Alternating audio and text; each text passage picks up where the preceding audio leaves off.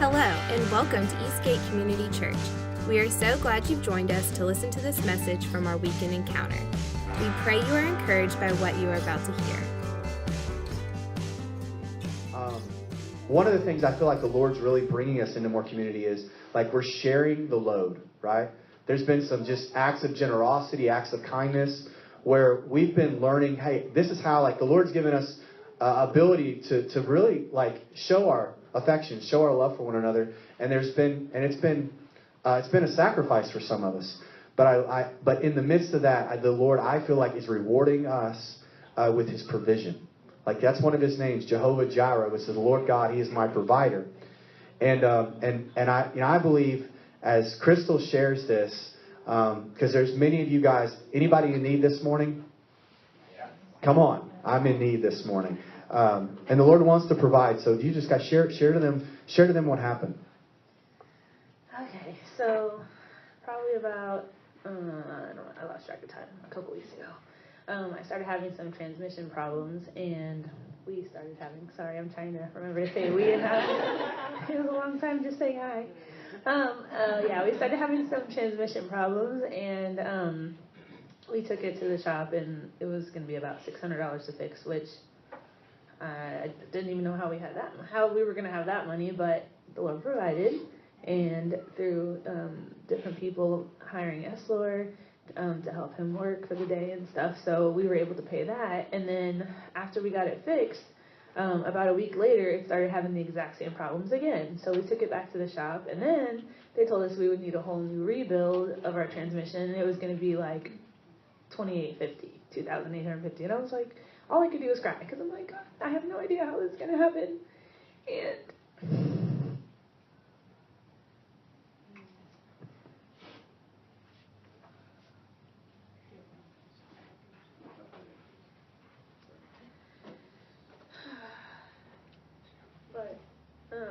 I know He's always faithful, and at the time, one of the little boys that I watch, his mom, she's been blessed with a job that has given her a work truck, so she has an extra car, and she's always so generous. Anytime anything's wrong with my van, she always lets me borrow it. She says you can borrow it as long as you want, so that's a blessing that we at least have a vehicle to use.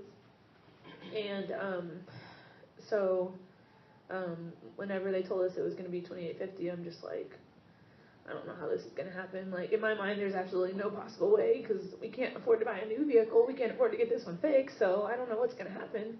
And Eslor is just like, God will provide. Like, he's just so, like, strong and steady, and I'm over here, like, crying. I don't know how it's going to happen. And he's like, God will provide. I'm like, part of me is like, don't you want to get mad too? But I'm thankful that He's so strong and steady. So then we went. This ties into it. It kind of makes it a long story, but it ties into it. So last weekend we went on Saturday to go pick up this older couple that were kind of like grandparents to me. From the time I was young, they used to go to church with us when I was younger, and they're just an amazing couple. It's actually the in-laws of the pastor that he works for in Haiti, and so they were coming in to go to the Kenneth Copeland convention in Fort Worth, and so they needed a ride from the airport to their hotel, and so at the time, I'm always like, Lord, this is your house, this is your van, however you want to use it, it's not mine, it's yours to use. So when they asked us if we would pick them up and stuff, we said yes, but then I had this other car, so I was like, I don't know how we're all going to fit, and we went to go pick them up, and they were like telling us, like, we wish we could pay you, to be able to do this, and I'm like, well, it's just, we don't just sow into the kingdom with money, we sow with our time, we sow with our efforts, and just doing everything as unto Him. So we went and picked them up, and it was just totally like God ordained time with them. Just they shared with us their testimony about how they were even able to make it to the Kenneth Copeland conference, because they live off Social Security, they have no money, and she was praying, and God was like, step out in faith. So next thing you know, people just started giving them money for like birthdays and and for, Mother's Day and things that they normally don't even get gifts for. And so they ended up getting about $3,000 over like the span of, I guess, a couple weeks or something. And so when she was telling me that story, I just felt my faith rising, and I'm like,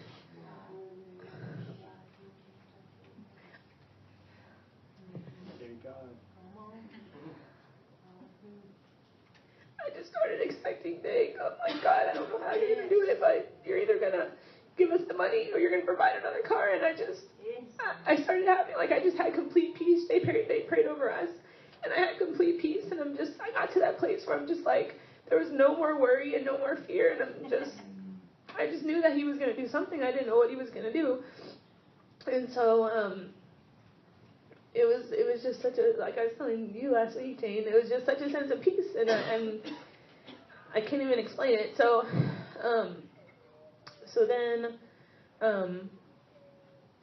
then on Wednesday, so the lady that had let us borrow the car, she had been asking me for updates and stuff, and then I told her, I talked to the transmission place, and they actually went down to $2,400, so that was a blessing. They took another $450 off. But I'm still so I was going to just apply for a credit card and just put it on that. But I really didn't want to have any more debt.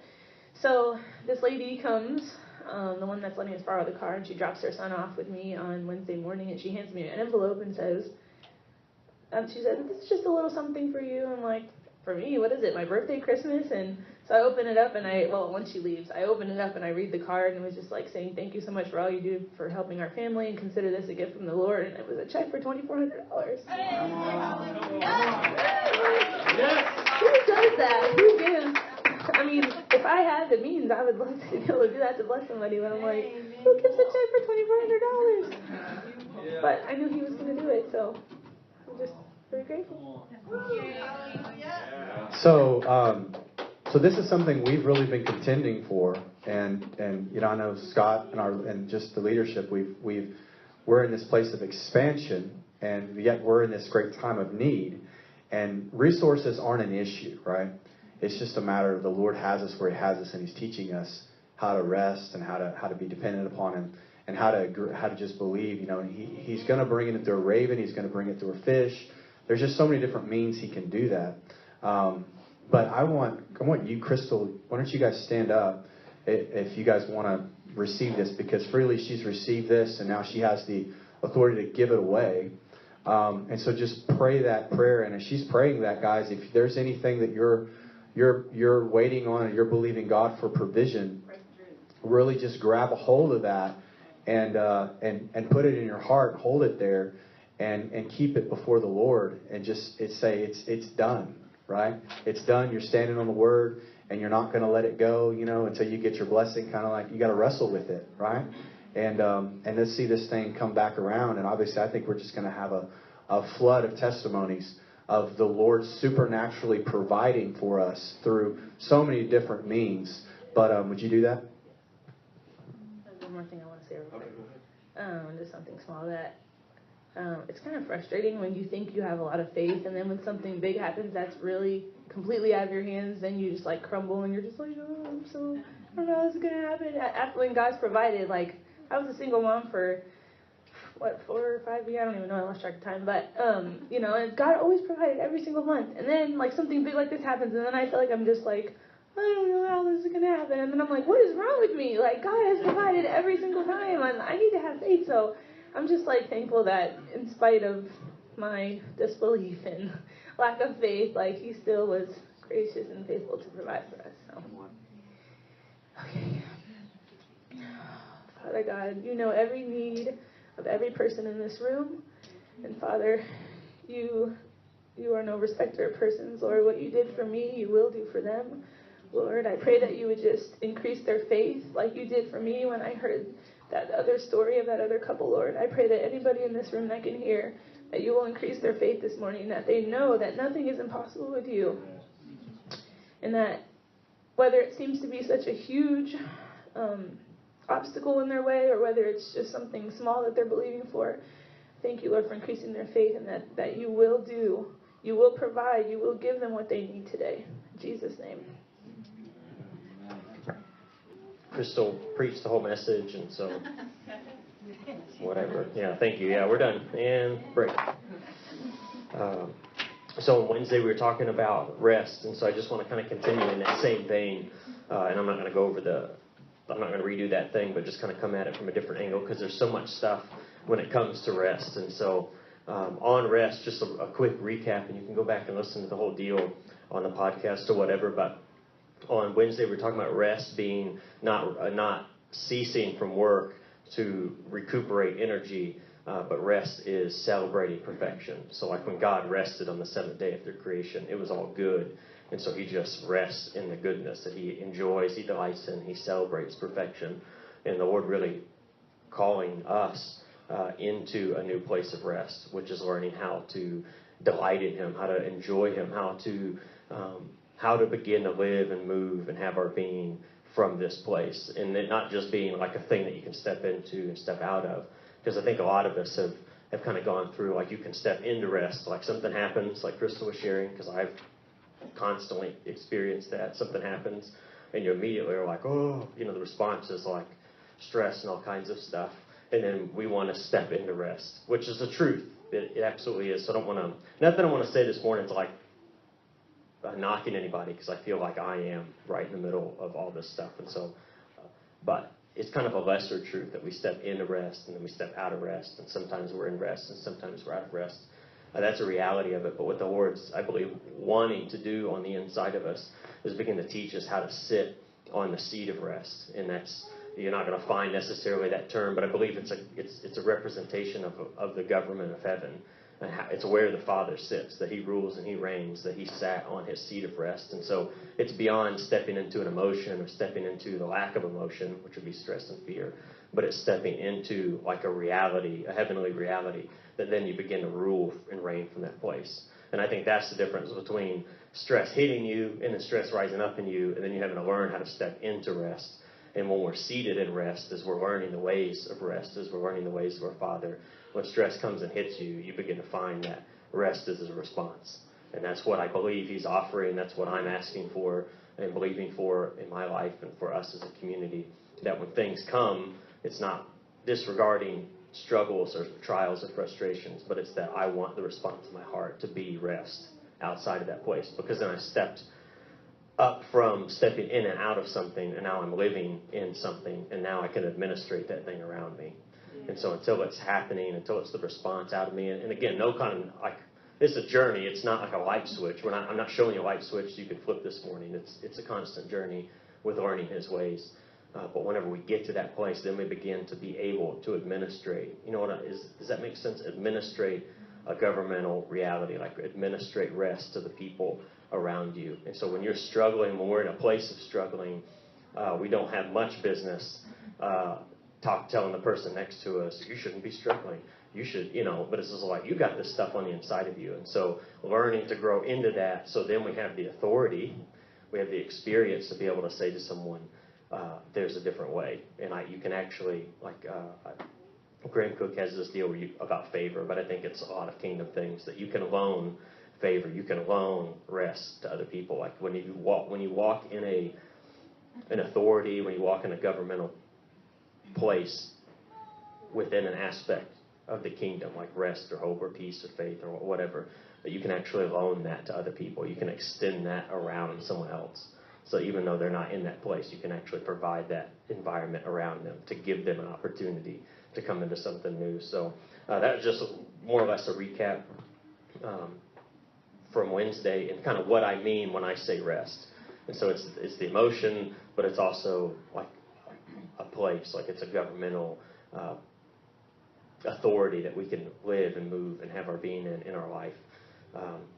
But I just love through the whole deal how faithful the Lord is in all this stuff, and how as he's teaching us how to walk in rest and how to live and move and be in this place, he's hitting a couple different things at the same time. And one of them obviously is what he thinks about us and his love for us. And so I love what this is, because it's like reshaping. I feel like daily I'm watching the Lord reshape who he is in front of me.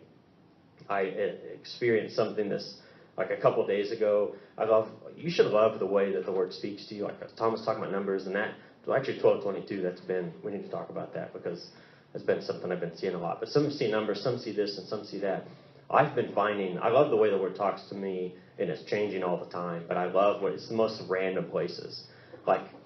And so just to give you permission, lots of times, it's not through a message. Often it's not through the Bible or worship song. So what I'm about to tell you came from a Joe Rogan podcast, and I know a couple of you will know that, and you're just like, what? I'm sorry, excuse me? Joe Rogan, it doesn't even matter.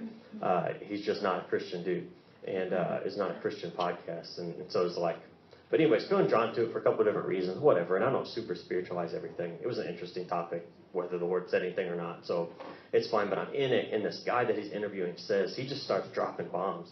Not a Christian dude, they're not talking about what I'm talking about, but it's like, I'm trying to learn how to hear God and hear him come out of other people's mouth and hear him come out of other places. And so I don't care who you are, what your morals are, whether you're saved or not, but he can thunder through something or someone. And that's okay. And so I'm not telling you to go do something you don't feel good doing. I'm just saying he can do anything, anywhere, whatever that looks like. And so I'm listening to this guy, and he just starts dropping bombs. And one of the things he said, it was totally a different context, but the basics of it is saying that we look at things for their function. When we look at an object, we look at something for its function. So we look at a chair, and we define the chair through its function. We've been taught that you sit in a chair, and so when we see it, we see a place to sit. But it's just really interesting that we don't see things for what they really are. So you don't look at something and construct it in your mind and then go through the possibilities of what it could be used for, but you look at it through its function. So lots of these things are taught, and the Lord was just in that moment taking it and saying something to me about, like, you think you know so many things, so you've been taught so many functions of what something's like, but whenever you really look at what I'm doing, sometimes it can be a radically different thing.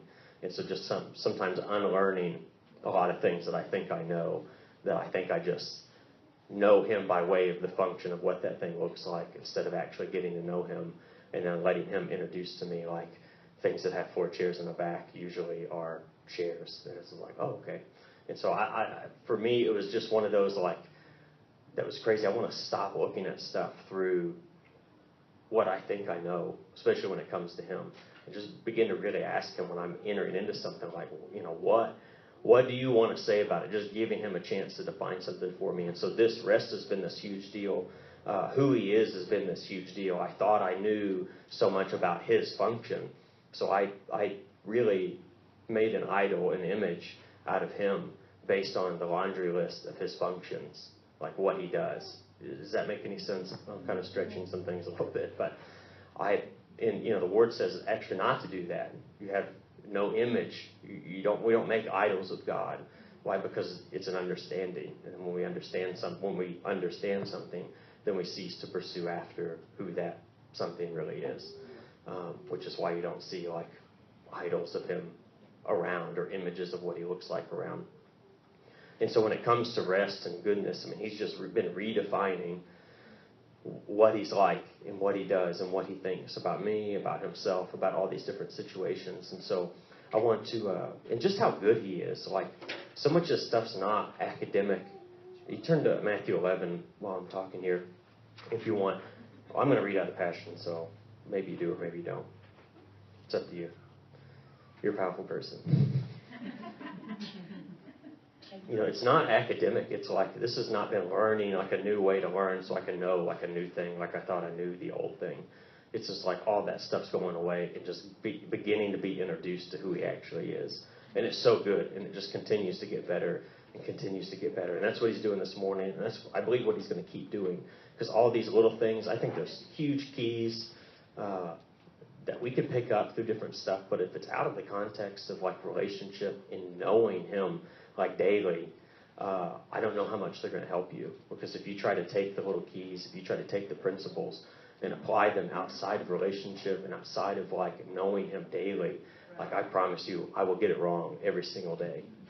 And it's just through getting to know him and through face-to-face with him, I can bring keys, I can bring principles, I can bring things I think I know, and then just say, well, what do I do with these things? And then sometimes he puts it together like you think, and I guarantee you, most of the time, for me, he's putting it together, and it's just like, I had no grid for that. I had no understanding because I was looking at something through a form or function.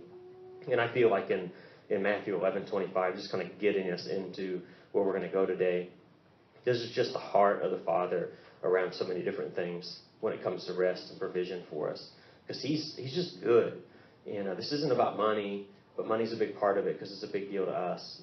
I really think he'd care less about money because he has it all. And so it's like, not like this big deal. When we have $2,400, he doesn't go like, whoa, gosh, like, he's not doing the math, like, okay, here's the storehouses of heaven, and 20, like, well, okay, we'll have to, reshift some things around. He doesn't have a budget. It doesn't work that way, but it's a big deal to him because it's a big deal to us, and so I don't want to make it, I don't want to knock anything, but it's just like learning his perspective. So this isn't just provision and finances, but obviously that's a big part of it. Jesus is saying, in this very interesting dialogue that he's been having, we're just going to jump in on verse 25. He says, Father, I thank you, for you are Lord, the supreme ruler over heaven and earth, and you have hidden a great revelation of your authority from those who are proud and wise in their own eyes. I love that. Even though I'm often proud and wise in my own eyes. But he's hidden. There's a truth that's hidden outside of the reach of our pride in our understanding. Like there really, really is. And the more we can get that, he's not being mean. But there is a truth, there's an understanding, there is a place that's just beyond those things for us. Instead, you have shared it with those who humble themselves. Yes, Father, your plan delights in your heart.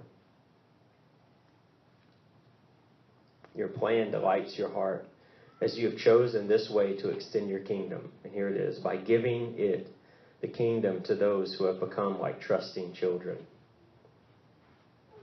You have entrusted me with all that you are and all that you have. No one fully and intimately knows the Son except the Father, and no one fully and intimately knows the Father except the Son.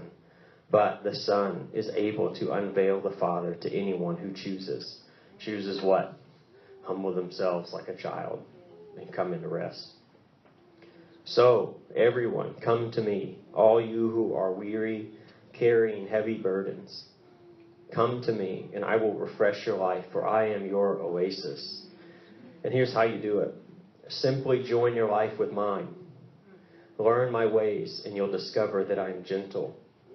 I'm humble. I'm easy to please. You will find refreshment and rest in me. For all that I require of you will be pleasant and easy to bear. And I do want to pull it up in a standard translation real quick.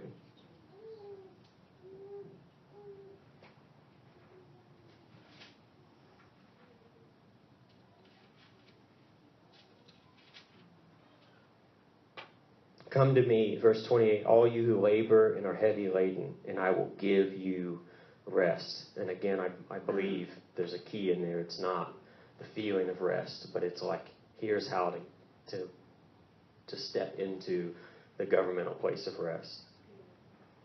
So it's just shifted so much of the way, even reading these types of things. Take my yoke upon you. This is just total like a side deal I thought was really cool, but the yoke's obviously something that would go on a bigger oxen and then connect to a smaller one, and then teach and train the younger how to go with the older.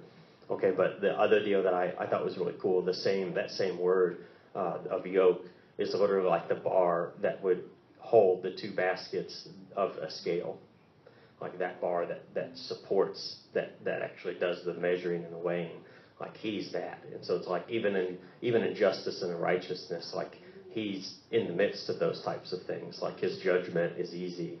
It was really cool to me. Take my yoke upon you and learn from me, for I am gentle and lowly in heart, and you will find rest for your souls. For my yoke is easy and my burden is light. He's just so good. And this rest is not something that we lack. See, here's my personal frustration sometimes with our understanding of faith. Is lots of times it's like, and I don't have enough faith, and I don't have enough faith, and I don't have enough faith, so I have to it's my fault, and then I have to go get more faith. And it's just like, I'm sorry, where's the faith store? Like, can any of you tell me reliably how to go get more faith? And I believe faith is obviously important, but so many of these things aren't what you lack, and then it's your responsibility to go figure out how to not be lacking in those things anymore. But I feel like even with things like faith or provision, that whenever we step into a rest that he's already provided, we may in the weeks to come, but Hebrews talks about there is a rest that yet remains. Like when he told the Israelites to go out from the wilderness into the promised land, into the place of rest that was prepared for them, they couldn't because their hearts were unbelieving. And you can, especially in the New Testament, when you see unbelieving or adulterous or unfaithful, those are all the same. Often they're all the same word. And so when you look at, adulterous generation, it's an unfaithful generation. And when you see unfaithful, it's literally so connected not to a mental understanding, but to actually a cheating of a covenant relationship. That's how intimately it ties it. So there's a rest that's available that's rejected often because of unbelief or unfaithfulness in relationship with him. But Hebrews says later on, David says in Psalms, which is after the account of Moses and Joshua, there's it's a rest that yet remains, that today enter into his rest. So every day that's today, there's a rest that's available for us to step into. So I'm not telling you something that you lack and that you then have to go figure out how to not be lacking in anymore. I'm saying today there's a rest that you can step into, and it's just as easy as breathing. It's just stopping your own striving. It's stopping your own working up of trying to do something and just literally stepping into and occupying a prepared place of rest for us. And I love that. Like, that's, for one, it's the gospel. That's just how he works. He doesn't ever say, you don't have this, so go figure it out, and it comes back to me when you do. He said, hey, you don't have this, and I have it. You don't have this, and I have it. You don't have faith, I have it. You don't have salvation, I have it. You don't have life, I have it. It's just, this is his mode. Yet why every time we realize we don't have something, we go back in our room and beat ourselves in prayer, trying to come up with what we don't have. It's just like, again, I'm speaking to myself. When's the last time that worked? How's that working for you? And it just doesn't, But again and again, I go and I try to work up something, and it's just like he's just, for me, has his finger on, like, this place is rest. Like, this is where all these things come from. And so this morning, it's just more from an angle of provision, needing things or being anxious. And so in Matthew 6:25, these are just his heart. That's why I want to read these. It's just establishing his heart over and over and over. Matthew 6:25. Therefore I tell you, do not be anxious about your life, what you will eat or what you will drink, or about your body or what you'll put on. Is not life more than food, and the body more than clothing? And I love this. I love this so much because we have an understanding that's right in our own minds. We have worldly, like, human understanding, and he just I love how he breaks the mold of all this stuff. He's saying, don't worry about what you're going to eat or what you're going to drink. I mean, these are about the most fundamental needs you could possibly have. And I love what he gives. He says, don't do this, and now look at this. And so he's connecting two things, and he's saying something I feel like most people are very uncomfortable saying. Look at the birds of the air. They neither sow nor reap nor gather into barns, yet your heavenly Father feeds them. Are they of not more value than, are you of not more value than they are? And the answer is yes, you are more valuable. And so I say the world, and there's this understanding that we can do wise things outside of relationship with him, and it's okay. And the church is teaching, and the Capital C Church is teaching and preaching this to our death and to our destruction all over the place. That if you're not really going to be in relationship with him, at least go get a good job, at least go to college, at least do these things that will set you up for success outside of relationship with him. And it's just like blowing my mind and driving me crazy, like how much we are, and we're doing it. Like, we give this wisdom to people, but we're really saying, hey, don't worry about having a relationship. Danny, don't worry about it. I'll do it for you. I'm just going to tell you all this good stuff to do. And then you'll have an okay life. You'll get the 401k, and you'll have a job, and you'll have a house, and it'll be more or less comfortable. You'll be super bored, and you're going to hate your life in a little while because it's super empty and non-fulfilling. But at least you won't be out on the street. And we think that's better than teaching people how to have a relationship with him. And maybe he tells you, don't go do this thing that the world would say is wise. Or maybe he says to go do, just like why are we teaching people to do anything in their life outside of direct relationship with what he's saying for you to do in your life, even if it goes against conventional wisdom?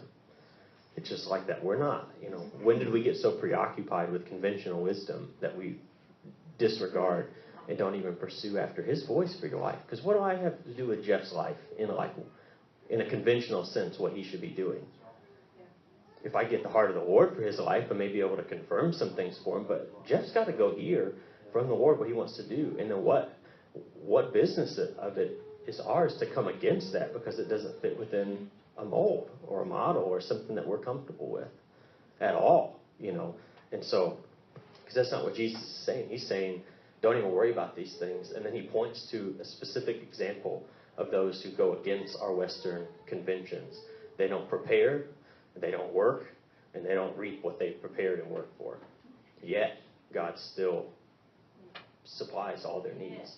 And so I'm not saying don't go work and don't prepare and don't harvest, but I'm saying what is he saying to do? Because he actually specifically points to an example where they don't do those three things, and yet they're being provided for. And he goes on, and which of you being anxious can add a single hour of life to your life? Other places say add a single inch to your height. And why are you anxious about clothing? Consider the lilies of the field and how they grow. They neither toil nor spin.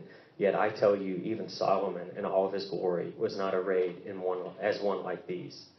But if God so clothes the grass of the field, which is today alive and tomorrow to be thrown into the oven, will he not much more clothe you, O you of little faith? I had no idea about this, but when he says the grass is alive today, it's thrown in the oven tomorrow, it means fire. The word means fire, but it's a specific word for a pot that makes bread. And so he's even in this example connecting that the flowers and the grass of the field I'm talking about, they are actually the source of your provision that you'll reap and put in an oven to make bread to eat on. And, I thought it was really neat. Therefore, do not be anxious, saying, what shall we eat, or what shall we drink, or what shall we wear? For the Gentiles seek after all these things, and your heavenly Father knows that you need them all. But seek first the kingdom of God and his righteousness, and all these things will be added to you. I believe this is done, seek, pursue, to set yourself towards, to set yourself like flint, like you are diligent in going after the kingdom. In Hebrews it says strive to enter into rest, which I love because it makes no sense on face value.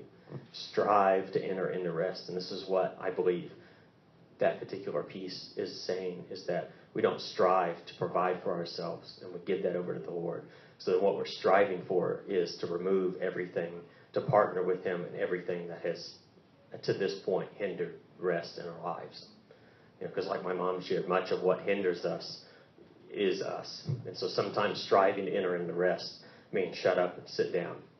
That would be striving to enter into rest for probably most of us. On the inside, you shut up and you sit down and you let him guide you into rest. You let him be in rest. And I'm absolutely talking about myself right now, but it's learning a way. It's not like a formula. It's like learning the rhythm, the passion when it talks about grace in a couple of different places. It says learning the rhythms of grace. And I feel like so much of what the nature of God is not learning principles line upon this, upon that. It's to function, like understanding function before meeting him. But he works in rhythms, like he works in flows. Like it's more like music than it is like building a wall. This piece and Legos here and Legos there. But it's more of like getting in and feeling the rhythm and feeling the flow of rest. And that's what you strive to do that. And so you don't engage in the things with intensity that keep you from learning how to get into his flow and get into his rhythm. And I shared on, I don't mind speaking hard, I guess, about it, because I shared on Wednesday that just even recently, stuff has come up, and it was like the response inside of me physically was like heartburn really bad for a couple of days. And so I had to strive to enter into that rest, which just meant like putting all that stuff down and letting him just come in and what, just went away, because it wasn't a physical thing that had to do with food, but it was that old habit of holding on and trying to make things right. And so I entered into that rest and I'm learning how to then, now that I'm there, learning how to flow and live and move in that. So, gosh, this is too quick. There's not enough time. I want to go somewhere real quick in Luke 6:35. I just want to compare and contrast because, again, this is not in condemnation at all. And so don't hear this. But I want to contrast good and evil. And this is not calling any of us anything. But I saw this and it just absolutely blew me away. I'd like to share it with you.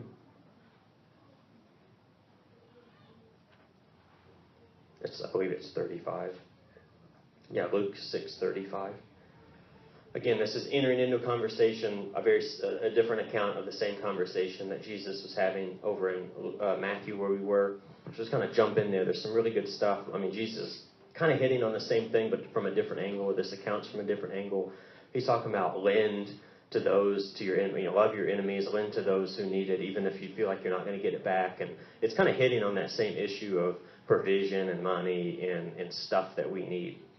And he's giving and the way of his kingdom is to give of yourself, But in verse 35, it says, love your enemies and do good and lend, expecting nothing in return, and your reward will be great, and you will be sons of the Most High. For he is kind to the ungrateful and to the evil. Be merciful, even as your Father is merciful. So I've been reading this stuff. It's like different things are popping out. And I'm seeing, again, not principles necessarily on what I should or shouldn't do, but just starting for the first time sometimes to see what he's like in the midst of these things. So it says, love your enemies, do good, lend, expecting nothing in return, and your reward will be great. And you will be sons of the Most High, or you will be called sons of God. And it's just interesting through this kind of study and walking this out with the Lord, how much living this lifestyle actually he continues to tie back into. And because of this, you will be called, or you'll be recognized as sons of God. And it's like living in this way is, in one way, it's the path to sonship, but it's also the fruit of sonship at the same time, which I love. But this particular part, for he is kind. This is God, for he is kind to the ungrateful and to the evil and merciful. And so I was thinking okay, there's lots of different things going on, which I won't get to in my own mind, why I'm looking at these different things, but the evil, that's really interesting. So I want to know what that word evil means. And I'm not going to tell you today, even though I have in the past, that you think you know what it is and you don't. It definitely carries with it, fully it carries with it, like Hitler, like a murderer, like an evil person. But we don't like to associate ourselves with that. And there's some really interesting places where the Lord will, in the Word, ask us to stay away from this type of thing, from evil. And it's just sometimes it just doesn't make sense to me. So I just wanted to go and look. So I just looked it up. And real quick, the word in Greek's panero or something like that. It doesn't matter. But most of the time where it's talking about evil, panera, is that what you said? Panera, yeah. It's almost done being built. It's evil. Yeah. Paneros or something, whatever.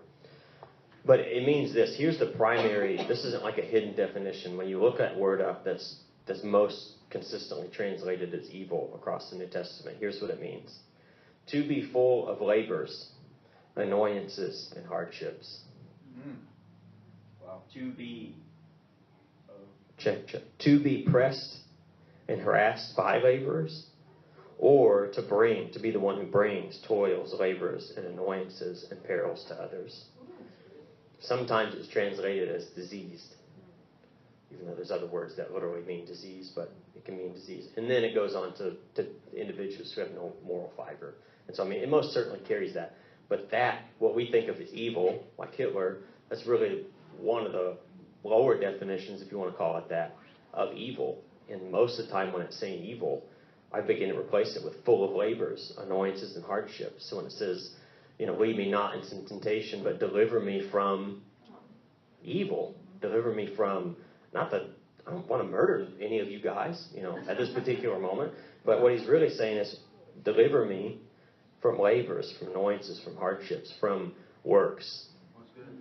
And so I just go with me, because I'm not saying this is exactly this, but I started to see rest connected with good, and then the opposite, striving, anxiousness, worry, hardships, annoyances, is connected with evil. And it's just kind of where the word has me. But you go through and you start looking at these kinds of deals, and you just replace those understandings in your mind, and it's painting a much bigger picture. And if you want to say it that way, again, this isn't condemnation, but it's amazing when you frame it up that way, how much of us, myself included, are walking in evil, have evil on the inside, and we cater to it, and we deal with it, and we justify it, and we live with it, and we spiritualize it, and it's evil. The awesome thing is, look what God does with evil. Look how he responds and acts. For he, God, is kind to the ungrateful and to the evil. And I believe so many of these things, come to me, all you who are weary and heavy laden. I think I can make a case where you could have replaced, come to me, all you who are evil, and I will give you rest.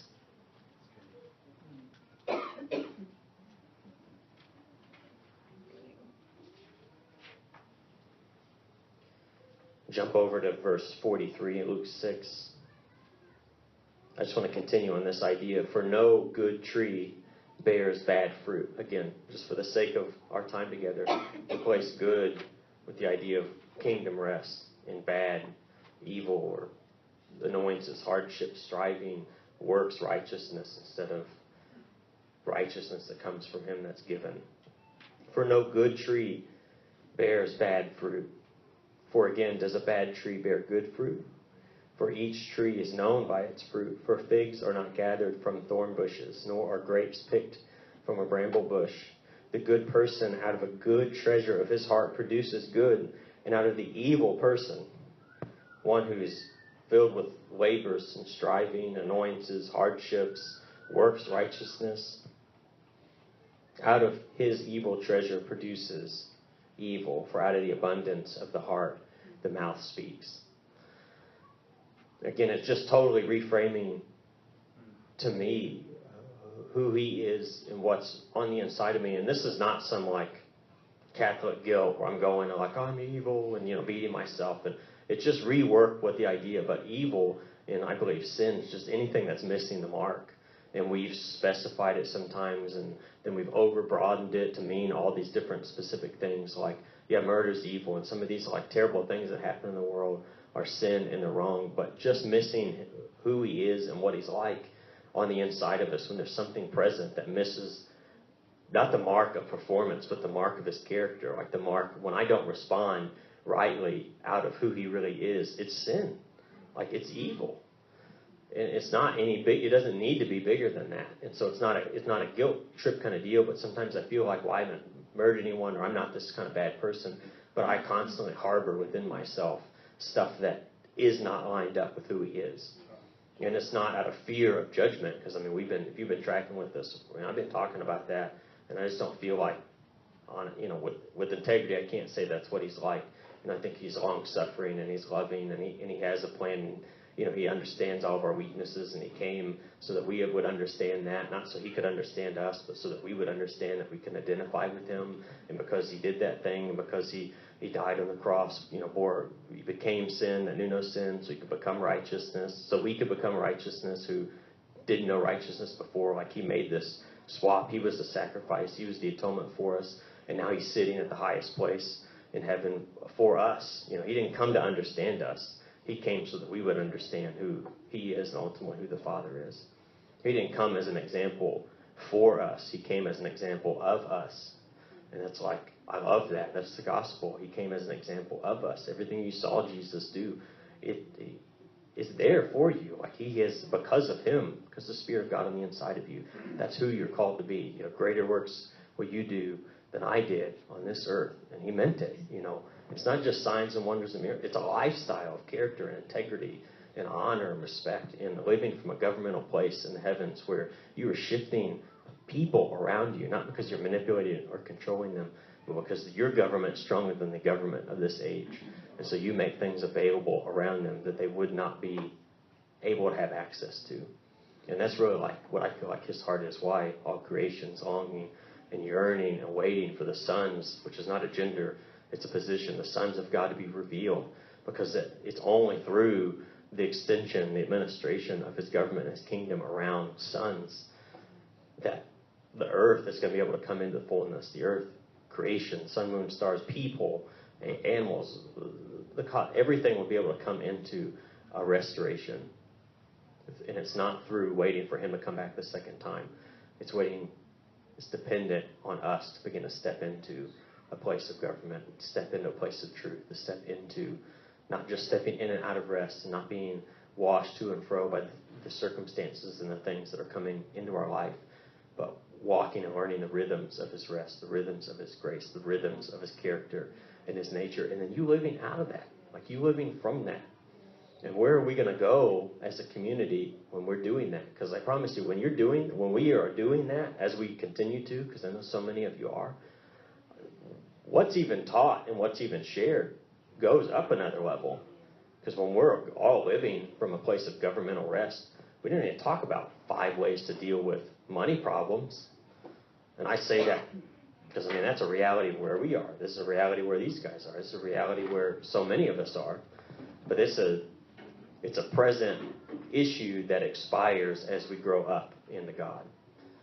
And I love that. This is not 80, 90, 100 years of the same problems and of learning better ways to deal with the same. There's glory to glory. Like the things you deal with now, you've got to have a frame. You've got to have an understanding in your mind that as you grow in Christ, as you step into your sonship, you will not be dealing with the same things that you're dealing with today, tomorrow. Like there's actual growth. There's actual maturity that comes. Like I don't have to learn how to go to the bathroom anymore. There was a season of my life I had to learn how to use the restroom. And I'm ready for my son to learn how to use the restroom. That's why probably I just said that. Diapers are no joke. But I don't have to relearn that. And it's like in the church, because we stopped connecting people to him. We stopped connecting people. Now I'm just ranting, but I saw something. I'm not going to say who it was because I didn't go verify it. And I may have shared this here, but I heard someone say it was a prominent person in a prominent religion that direct relationship with Jesus, like real, is dangerous. And I think many people wouldn't say that, but I think most leaders in the body, most Christian leaders would believe that. Because you can't control it.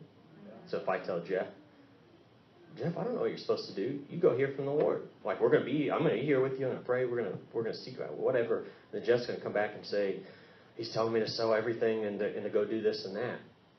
And they're like, yeah, that's not what I'm supposed to do. But you know what I'm saying? But we're so terrified of setting people free into what he says that we want to keep you in conventional wisdom. We want to manage your life, even though and then you're 70 and 80 years old and you're dealing with the same thing.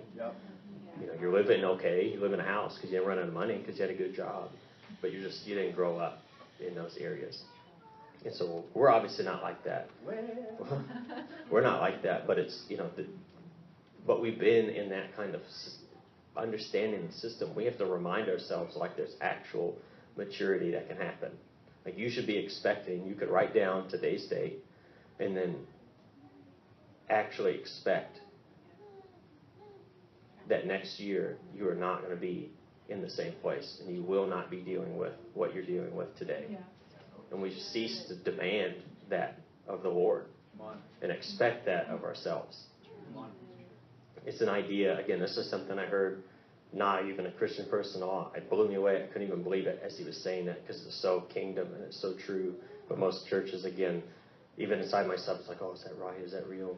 But you can trade into the future. Ooh, sounds really mystical, right? You can trade in the future. You can borrow from the future.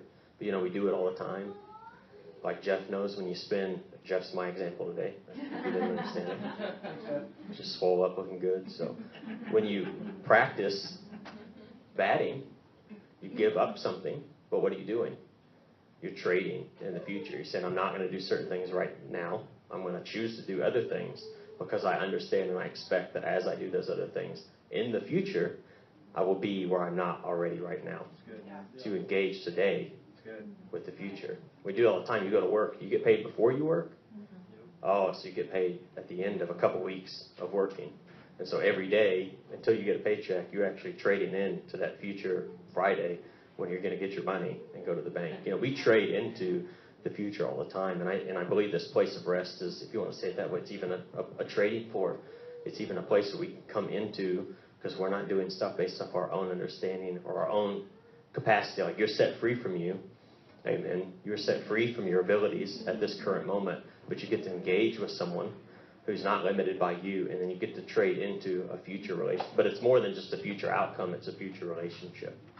That you can trade into a relationship, like a covenant with the Father. Like, I'm not talking about, you know, I don't want to have to struggle with money in a year. I'm talking about, I expect to know you in this way in a year. Like, to learn those rhythms. And sometimes that gets funny because I could say today, I want to know you in this way. And then 6 months down the road, he totally blows up my brain and knows that there's a better way. And so he just constantly could reset how good is. But we need to have the expectation and learn to consciously be trading into our future relationship with him, and that we would continue to bear his image and his likeness. And I'm not going to go there because we'll finish up real fast. In Matthew 7, you go look later, Matthew 7:7. I'm not going to read it word for word, but I love here, it's talking about asking, seeking, and knocking. Or in other words, striving. You could replace those things as striving, but not the bad striving. And it says, ask, seek, and knock, and you will get the answer. The door will be open, you'll find it. And then he says in there, you evil parents know how to give good gifts to your children. How much more so does your Heavenly Father give good gifts to those who ask him? And after we talked about what evil was, I started looking at that thing because I was like, I'm not an evil parent. You know what I mean? Like, you kind of get offended when you look at that. Like, I love my kid. And I've heard it taught that in comparison to God's love for your kid, it's like you're evil in comparison. And that just never really sat well. But it's you loving parents who yet still struggle with labors and trials and hardships and annoyances and sin, still know how to extend goodness to your children. How much more? You're perfect, you're good, you're holy, you're amazing, endless, eternal Father. How much more so does he give us good things? Does he, from a place of rest, make all things available to us? Like, holds nothing back. Isn't keeping something until you do something. It's just like it's there and it's all available in relationship. Another place I won't go, but I thought this was amazing. Kind of that's one side, that's the good side of it. The opposite, but it confirms the same thing in Acts 19, the sons of Sceva, if you're familiar with it at all. These sons go out, they're itinerant exorcists, they're going out, and they come up to this guy's house that's demon-possessed, and they say, in the name of Jesus, whom Paul preaches, come out. And the demon, but it's interesting because it says the evil spirit. And I went and looked, and it means it's the same word. So this is what that thing sounds like when it speaks. When the lack of rest, when this opposite of good, when this coming from a place that's really demonic, but it's so subtle, because it's not a spirit of murder. It's this subtle stuff, annoyances, hardships, labors, works, righteousness. When that, which is an actual spirit, when it actually speaks, this is what it says. Jesus I know, Paul I recognize, who are you? And then tears them up. What was amazing to me is that whole government, that whole system doesn't work on principles, doesn't work on magic words, it doesn't work on formulas, it works on relationship. I was like, oh my gosh. That when the demon of this, like sin, evil manifested, in the way that we looked at this morning speaks, it speaks to relationship. And that's what the Lord's inviting us into. how much more is your Heavenly Father be able to parent you in relationship and in goodness. And so I pray we'll be done here. Yeah. So when I went and sat down over here, something happened, right? And it triggered. You saw it, didn't you? Yeah, you saw it. So I just had my keys on the chair, and I just put them under. They went into the offering basket. And this is very unlike us to do this. But I really feel like the Lord's saying we're supposed to take up an offering. And an offering to sow into not your reward, or what you're going to get, because the Lord's going to reward you, but an offering to really sow into what He's talking about, into this lifestyle. And, we've already given our, whatever our tithe is for the month. But I'm saying, feel like the Lord's saying above and beyond.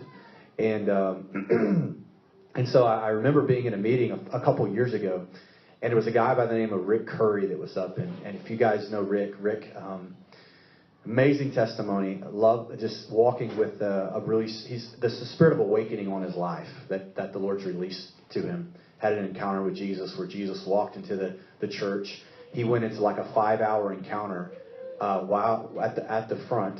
He went out for 5 hours, and none of the church left. Now, that's a sign and a wonder in and of itself, okay? Nobody left for church. This was a holy moment because Jesus walked into the room. Now, they couldn't see Jesus, but they felt the awe and the presence, and obviously Rick did. And then Rick gets up, and ever since then, God has totally wrecked Rick's life. And Rick is just, all these crazy governmental doors are opening up to him. And so I'm sitting in a meeting with him, and he's telling this story about he goes to this church and he starts preaching the gospel, and while he's preaching it, a guy stands up in the back and he throws a shoe at him, and the guy's like, he's duck. Okay, that's kind of weird. And then he keeps preaching, and another guy stands up, he throws his shoe at him, and he's like, man, what are you guys doing? Like, y'all are weird, like typically. Never seen this before. Well, he didn't realize it, but the pastor, the leader there, had taught that community that when someone says something that's good, take your shoe off and throw it on the stage. And so when Rick's telling us that, he's like, I don't really like that, whatever. But so Rick's talking to a bunch of leaders in Dallas-Fort Worth, right? We're sitting in there, and he starts talking about awakening. He starts talking about this encounters and just things he's walking in. Man, we as leaders, we started taking off our shoe, right?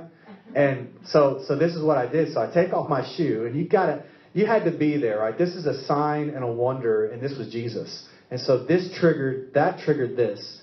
And so I take off my shoe, and I'm sitting probably about right here. Were you with me? Yeah, okay. And so there's a big whiteboard, right? Like Rick's breaking down stuff, and there's a whiteboard, and behind it there's an offering basket, okay? So this is an impossible shot, right? No way. Like, I wasn't trying to do this, but so I take off my shoe, and I throw it at Rick, and it bounces, boom, boom, goes under the whiteboard and goes into the offering. And the Lord said, that's your shoe, and you're sowing it into the third great awakening. And listen, I know, and there's been dreams that we've had. The Lord has told us that we would be part of the Great Awakening. And I mean, this is what the Lord's revealing is that, right? It's posture, it's position. But tying back to this, I just feel like we're supposed to take up an offering, and sow into this. Like even while you were talking about evil, what was the definition of that? It produces anxiousness. What?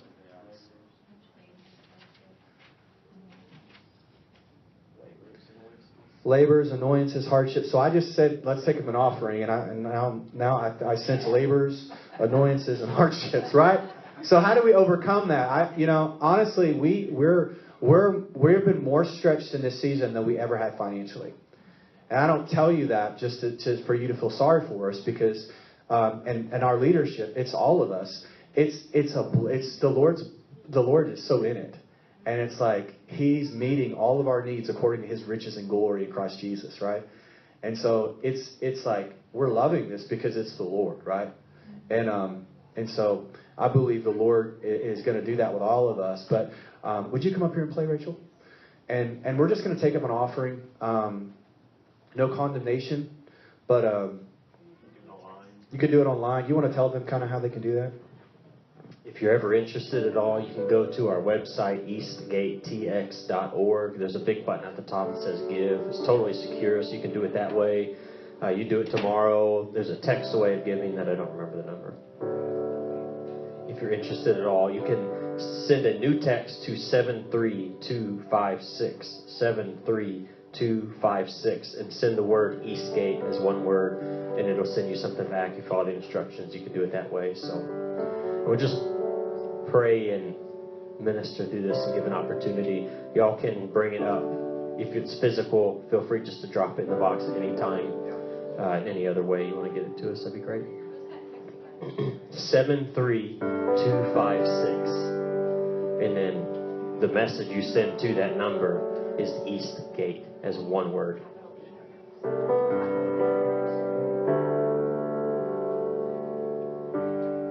Father, we just, as we prepare whatever it is that you're saying to us, Lord, I thank you that you make us powerful people, Lord. You lead us through relationship, you lead us through love, you lead us through the rhythms that you have us in.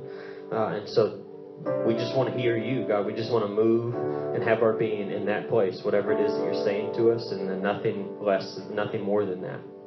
God, we just thank you for your goodness, Lord. I thank you for just what I see, and even while Tom was talking, this is not money. This is his goodness. This is his nature. This is his character. I was seeing in front of us like an endless ocean.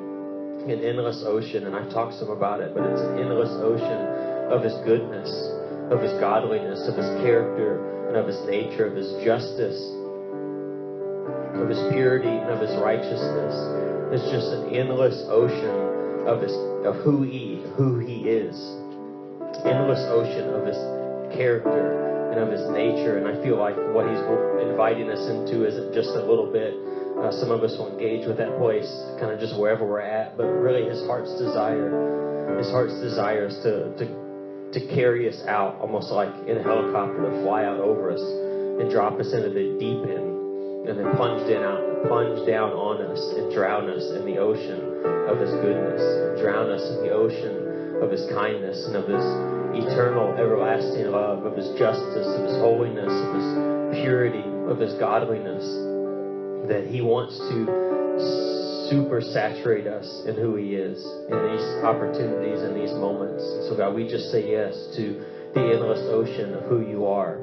God, all the characteristics and the natures and the facets of who you are, or the ones that we like and agree with, and the ones that we struggle with and don't understand, or that we would be drowned in the fullness of who you are. In the fullness of who you are, God. We wouldn't just get our toes wet, or we wouldn't sit on the beach, but Lord, that we would go out in the deep end farther than what's even humanly possible, Lord, and that you would just throw us and toss us and push us down in the depths of this place, or the depths of who you are. God, we want to be drowned, Lord. We want to be overcome and undone, Lord, unable to live like we've been living past this moment of encountering you, this endless ocean of who you are. So, Father, we just thank you, God. We just sow in, even if it's just in faith, even if that's what we have right now, just as with the word, with agreement, with our own hearts, with our own lives, God, we sow in to the future. God, we sow into the future of who you're calling us to be, Lord, as individuals, as a community, Lord, as a family unit. God, is this season of outpouring that you have that's already happening, Lord, we sow into that, Lord. We say yes to you being unveiled and you being revealed to the earth through us. God, not through some external thing, not through superstar Christians, but through us. God, we sow and we say yes. Lord, we commit ourselves, Lord, we strive to enter into this place of rest that it is to reveal and unveil you with our own lives, or to be drowned in the endless ocean of who you are, so that we can become a burning, shining light to the earth. God, we sow into and we say yes as individuals. God, we say yes as our families, husbands, wives, and children. God, we say yes as a community, in a church, We say yes, God, to revealing you, God, to becoming what we behold, to become what we behold, to continue to look to you, to sit before you, the one thing that we become what we behold, we become like you. Lord, revelators, revealers, ambassadors, Lord, apostles to the nations, Lord, apostles to our workplaces and to our families, and to our friends, Lord. Revelators of who you are. Lord, carriers of the government of peace, carriers of the government of rest, and of your nature and your goodness. God, we say yes.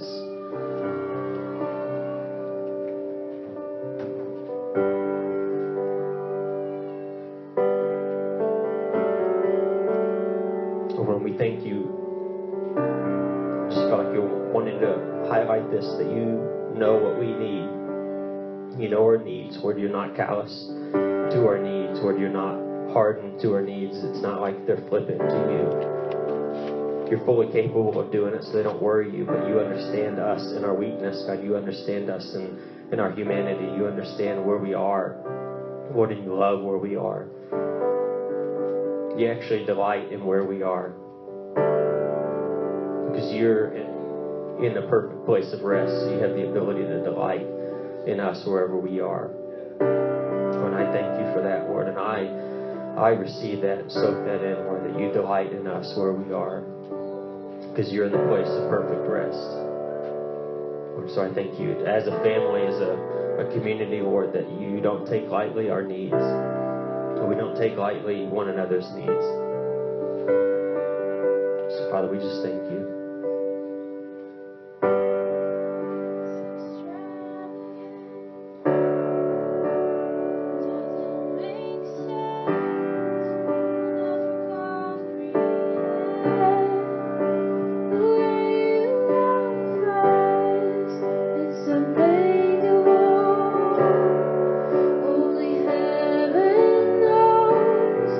Just how far you go. Just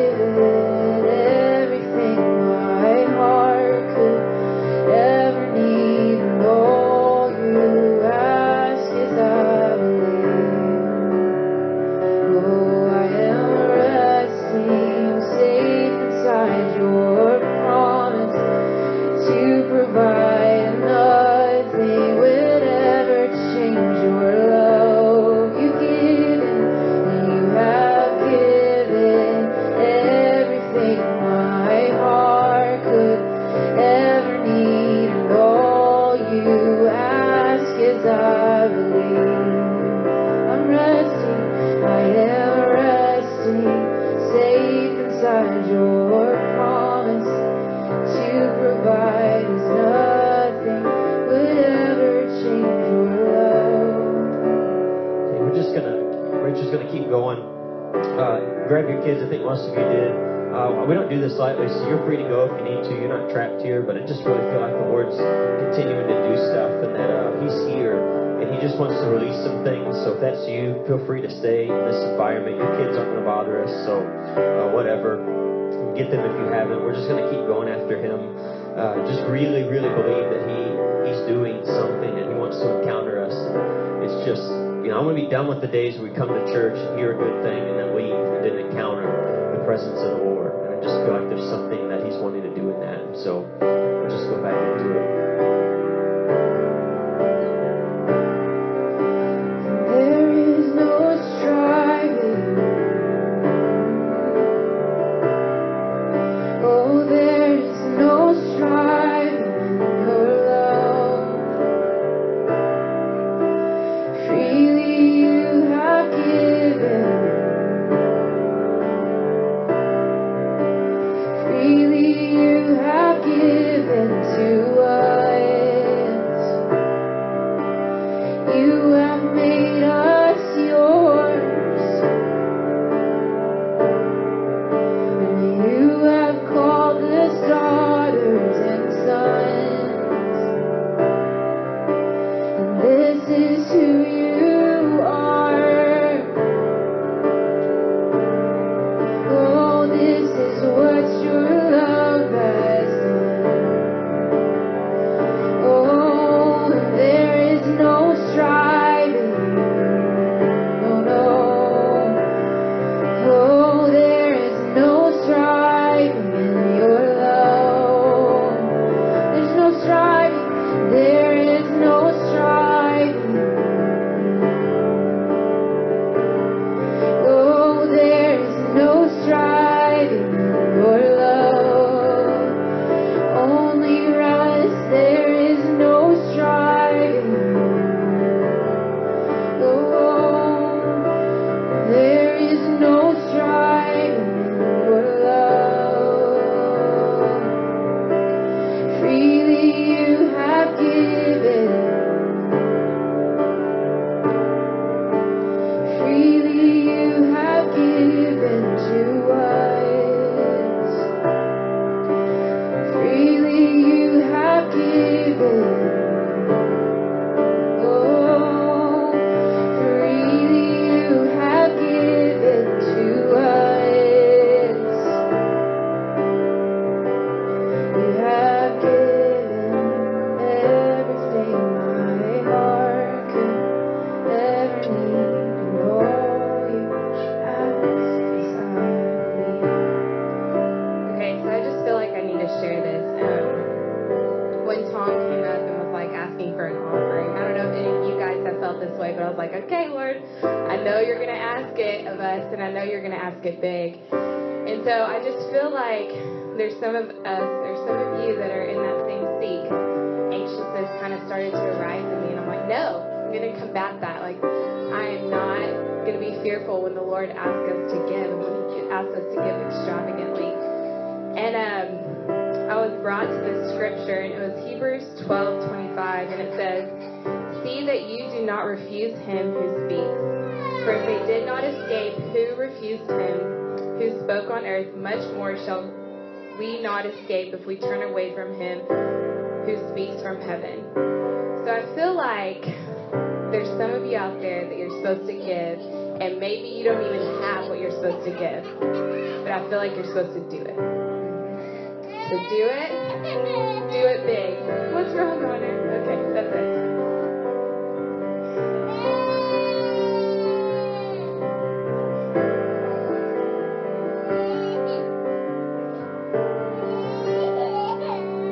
You have given everything my heart could ever need, and all you ask is I believe. And I am resting, say